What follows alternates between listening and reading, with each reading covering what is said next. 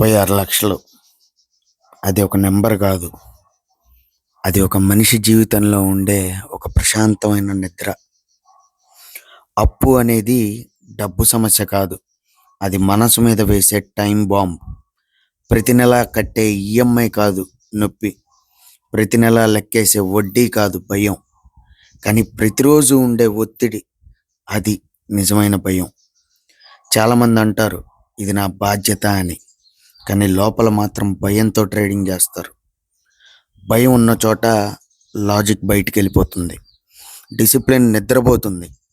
డబ్బు పోయినప్పుడు కాదు, మనసు విరిగినప్పుడు నిజమైన నష్టం మొదలవుతుంది. ముందు క్యాపిటల్ కాదు, మనసుని కాపాడుకో. అదే నిజమైన ఇన్వెస్ట్మెంట్, నిజమైన క్యాపిటల్. అప్పు మనల్ని చంపదు. దాన్ని మోయలేక మనసు చేసే యుద్ధమే మనల్ని చంపుతుంది.